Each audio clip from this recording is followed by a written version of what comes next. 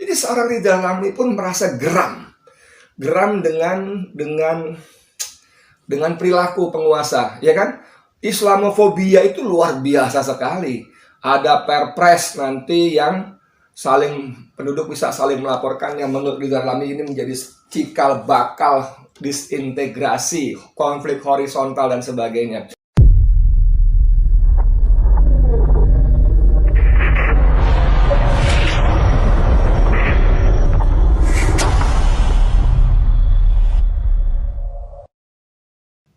Bismillahirrahmanirrahim. Assalamualaikum warahmatullahi wabarakatuh. Dengan saya Edi Mulyadi. Saudara sekalian, masih soal wakaf uang, Gerakan Nasional Wakaf Uang yang 25 Januari Senin kemarin diluncurkan secara gegap gempita oleh Presiden Republik Indonesia didampingi oleh Wakil Presiden Kiai Haji Ma'ruf Amin, ada Menteri Keuangan Sri Mulyani Indrawati, dan sejumlah pejabat tinggi negara lainnya. Dahsyat. Tapi pada saat yang sama, ini yang saya maksud kemarin itu, bahwa umatnya di stigma dengan ekstrim, radikal kadrun gitu kan. Kemudian ulamanya dizalimi, dipenjarai, ditangkapi. Lalu ajaran Islamnya, syariatnya dikriminalisasi, tapi uangnya mau dikangkangi. Nah, ini Anda nyebutnya apa? Nggak punya malu, nggak tahu diri, apalagi? Aduh, muka tembok, aduh, apalagi? Ya itulah kurang lebih stempel-stempel yang layak dan pas dilekatkan untuk penguasa kita dalam konteks dalam konteks kelakuannya terhadap umat Islam dan uangnya. Jadi seorang Rizal Ramli pun merasa geram dengan perilaku penguasa, ya kan? Islamofobia itu luar biasa sekali. Ada perpres nanti yang penduduk bisa saling melaporkan, yang menurut Rizal Ramli ini menjadi cikal bakal disintegrasi, konflik horizontal dan sebagainya. Lalu ada lagi yang sedang disusun peraturan ex anggota HTI tidak boleh mencalonkan diri dalam pilkada dan pemilu. Yang tanpa itu pun sebetulnya HTI memang tidak mau dengan demokrasi, dengan pemilu. Tapi sebagai sebuah negara hukum, ini adalah kezaliman yang luar biasa. Dahsyat. Nah, tadi saya mengutip Rizal Ramli. Saya ingin mengutip, ada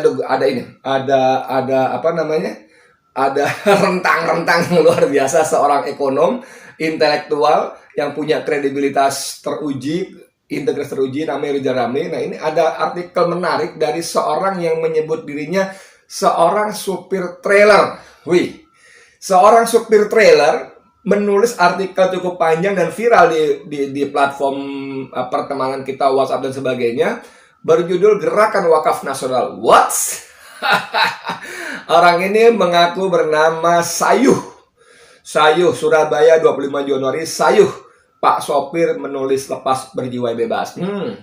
Ya, saya baca saja beberapa bagian yang menarik untuk dikulik. Maafkan seorang sopir trailer yang tidak punya apa-apa untuk diwakafkan kepada pemerintah.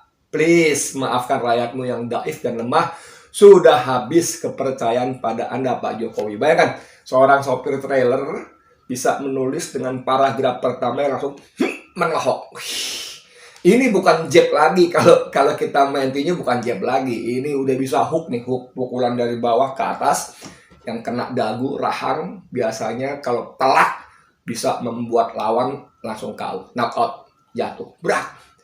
Maafkan seorang sopir trailer yang tidak punya apa-apa untuk diwakafkan kepada pemerintah. Please, maafkan rakyatmu yang daif dan lemah. Sudah habis kepercayaan pada Anda, Pak Jokowi. Dengar sekali. Kemudian ada lagi, meskipun Anda menyuruh Sandiaga Salahuddin Uno sebagai brand ambassador, saya berani bertaruh setengah dari rakyat Indonesia tidak akan tergiur. Sebaiknya pemikiran visioner Pak Jokowi ini dikhususkan dulu pada pendukung Anda, terlebih dahulu daripada mereka berbuat rasis ke orang lain. Nah, ini supir truk trailer yang top markotop. Bayangkan saudara, Dia menyebut dengan sangat yakin walaupun Presiden Indonesia Joko Widodo menggunakan Sandiaga Uno, anak muda keren, pinter, kaya raya yang waktu kontestasi Capres Cawapres menjadi lawan Jokowi karena bergabung dengan Prabowo yang ternyata dua-duanya kemudian bergabung. Ini Sandiaga ini wah luar biasa, digilai bukan cuma defend nih, digilai oleh emak-emak. Dahsyat anak muda dahsyat.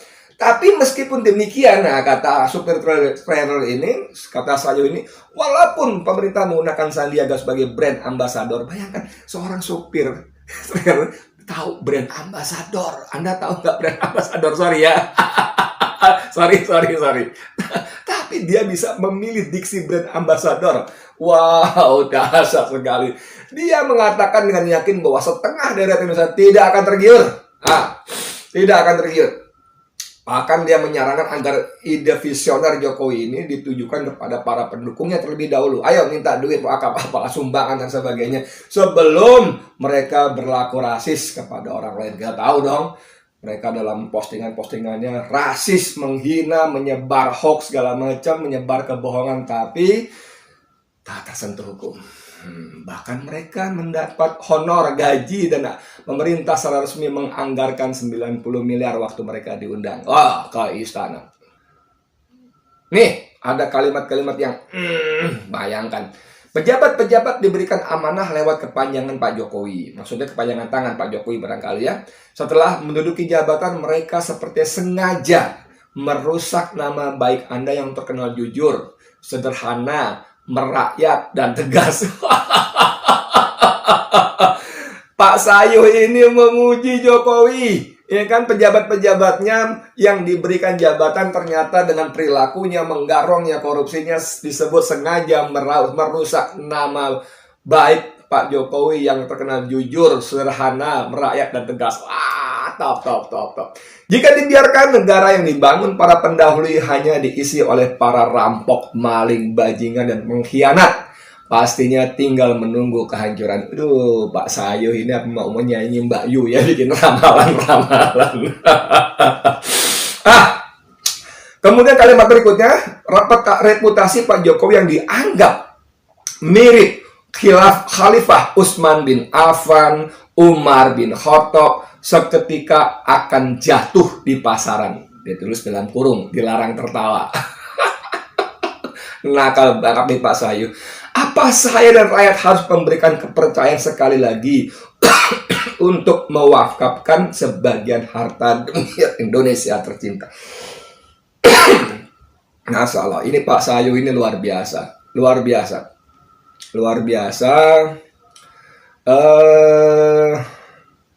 Rakyat ingin negara kembali di masa kejayaan, masa keemasan dikelola secara benar. Mampukah Pak Jokowi menyingkirkan orang-orang di sekitar Anda yang bermental korup? Jika tidak mampu, berarti bisa ditebak siapa-siapa yang menjadi bagian dari orang tersebut yang ingin menghancurkan negara. Wow. Ditutup dengan paragraf, rakyat berharap Pak Jokowi sebagai presiden membenahi dan mengelola negara dengan jujur dan adil. Jangan sampai negara dikelola berpondasi kebohongan. Kesempatan terakhir Anda sebagai presiden untuk menjawab tantangan rakyat. Jangan sampai sejarah menulis Jokowi adalah presiden terburuk sepanjang zaman berdirinya Indonesia. Pak Sayu ini untung bukan saya yang nulis nih. Untung. Nggak tahu juga deh kalau yang nulis kayak Rocky Gerung gitu ya, yang memang tajam sekali akal dan lidahnya ya. Surabaya 25 Januari 2021, Sayu, Pak sopir menulis lepas berjiwa bebas. Saudara sekalian, ini saya nggak tahu Sayu ini siapa, tapi artikel ini sungguh-sungguh menggambarkan bagaimana situasi kebatinan rakyat Indonesia menanggapi gagasan ide mengambil uang rakyat khususnya umat Islam dalam bentuk wakaf untuk pembiayaan negara, menambal APBN, yang semuanya kita baca hampir seluruhnya di media-media sosial. Rakyat nggak percaya. Pada video saya yang kemarin itu komentar-komentarnya semuanya hampir seragam. Ngapain gua wakaf ke koruptor? Ngapain gua begini, akan ditimpe, akan ditilap, akan diembat. Kurang lebihnya begitu. Mendingan langsung ke tetangga, mendingan langsung ke musola, yatim piatu dan sebagainya. Hampir semua begitu. Tidak percaya, saudara. Tidak percaya. Ngeri nggak? Ngeri nggak? Dan ini, waduh, kalau saya tunjukin banyak sekali nih orang-orang ini bukan cuma, aduh, gimana menyebutnya ya? Nih sampai ada meme yang bercanda banget nih, Malih sama Bolot ya. Dia bilang begini, kata si Bolot. Dia udah minta maaf, ya udah Lih. Mungkin dia sudah sadar kagak bakal nambah utang lagi, ya kan? Kata si Malih dengan ngototnya, kita tahu Bolot budak ya. Dia minta wakaf, bukan minta maaf, tuh kan?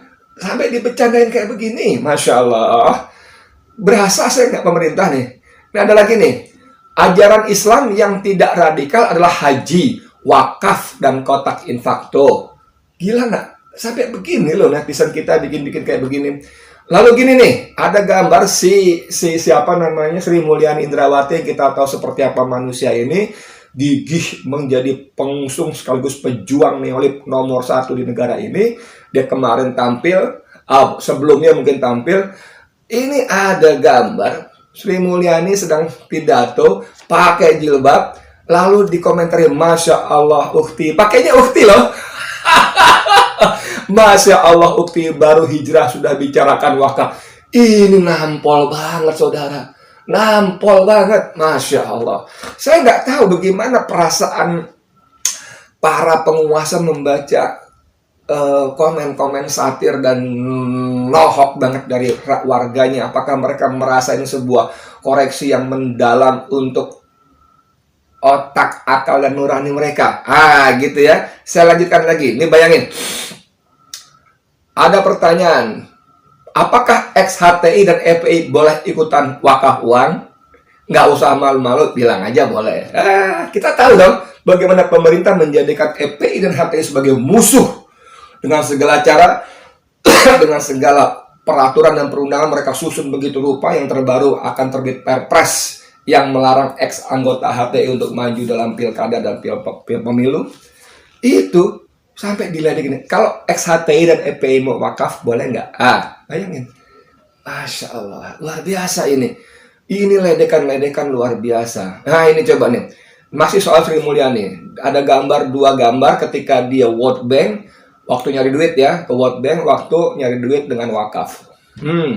Yang satu nggak pakai kerudung, yang satu lagi pakai kerudung. Jadi bagaimana negara ini yang menjadikan Islam sebagai musuh, ya, para penguasanya dengan Islam sebagai musuh, anti dengan istilah-istilah ke-Arab-Araban, tapi duitnya ngiler banget, ya kan, sampai bikin aturan ini itu segala macam. Dan jangan lupa ya, sebetulnya juga sudah akan ada peraturan dana umroh itu masuk ke rekening penampungan. Saudara, minimal 500.000 kalau nggak salah. 500.000 kalau setiap bulan 200.000 saja orang pergi umroh, 100 miliar. Uang gratis mengendap bisa dipakai macam-macam, seperti akhirnya dana abadi haji yang jumlahnya ratusan triliun yang kita sampai sekarang nggak tahu untuk apa dan bagaimana. Draft RU pemilu, ex anggota HTI dilarang ikut pilkada, pileg, dan pilpres. Lalu ada komentar di bawah, maaf Pak, mau tanya, apakah ex HTI dan ex FPI boleh ikut wakaf uang? Nah, pasti boleh kan? Kan. Waduh, kalau mau ini bejibun. Jadi utang kita pada akhir 2020 menurut data dari Kementerian Keuangan itu ada 6.074 triliun. Jadi kalau kemarin saya bilang menyebut hampir 6.000, ternyata sudah tembus 6.074 triliun, 56 lengkapnya. Tapi 6.074 triliun. Dahsyat nggak? Itu tahun akhir 2020. Beda dibanding setahun sebelumnya 2019 yang 4.778 triliun. Berarti dalam satu tahun, saudara, Jokowi, Sri Mulyani, dan negara ini dibuat utang naik 1.296 triliun. 1.296 triliun. Kalau 1 tahun 365 hari, berarti negara ini di bawah Jokowi dan Sri Mulyani Indrawati membuat utang baru hampir 2.000 triliun. Hampir 2 triliun. Lebih 2. Kalau 365 berarti hampir 4 triliun satu hari. Hampir 4 triliun satu hari. Dahsyat nggak? Lalu untuk bayar bunga utang, untuk bayar bunganya saja, akhir November data Kementerian Keuangan itu kita membayar 301 triliun. 301 triliun untuk bunganya saja. Bagaimana berapa pokoknya? Di APBN nggak pernah muncul itu namanya bayar bunga utang, itu disamarkan, nggak muncul. Dia muncul dalam nama lain yang harus orang-orang yang paham tentang keuangan negara. Oh, ini dia posnya. Tapi saya ingin sekedar mengingatkan, pada tahun 2019 saja negara ini membayar bunga dan cicilan pokok utang kita 824 triliun. Kok gitu ya? Kok bisa gitu ya? Kalau memang negara ini betul-betul punya duit satu, sebetulnya nggak perlu ada 11.000 triliun di kantong presiden. Yang kedua, kenapa sih ini kita punya banyak konglomerat yang menguasai lahan satu orang ratusan ribu hektar, yang 17 konglomerat menguasai lahan sampai 6 juta hektar. Kenapa nggak diminta sumbangannya? Ayolah, kalian sudah sangat kaya raya selama berpuluh tahun mengeruk SDA kita di sini. Ayolah, nyumbang lah. Nggak usah banyak-banyak, nggak usah 50% dari harta kalian. 10% aja harta kalian sumbang lah, gitu kan. Hitung-hitung nyumbang lah untuk negara. Lalu para koruptor, Juliari, Harun Masiku, Rohadi yang sekretaris MA yang punya gaji 8 jutaan tapi rumahnya gede banget, punya 19 mobil mewah dan sebagainya dan seterusnya. Sita hartanya para koruptor itu terkumpul uang lumayan, walaupun mungkin bukan 188 triliun, tapi lumayan. Jangan rakyat, khususnya umat lagi dirayu, kok bisa ya rejim seperti ini memusuhi umatnya, mengkriminalisasi ajarannya, menangkapi, memenjarai ulamanya, tapi mau mengangkangi uangnya. Aduh. Salam akal waras. Salam akal waras. Anda mau ikut wakaf? Kata Tengku Zulkarnain, nggak mau, takut dimaling. Edi, lu mau ikut wakaf nggak? Ya ogah lah. Kita tuh kalau taruh uang kepada orang yang kita percaya, kita taruh uang kepada lembaga yang kita percaya. Lah kalau rekam jejaknya maling, rampok, garong, kok dititipin duit? Aduh, akal sehat. Oke, dari saya sekian. Edi Mulyadi untuk Forum News Network FNN. Assalamualaikum warahmatullahi wabarakatuh.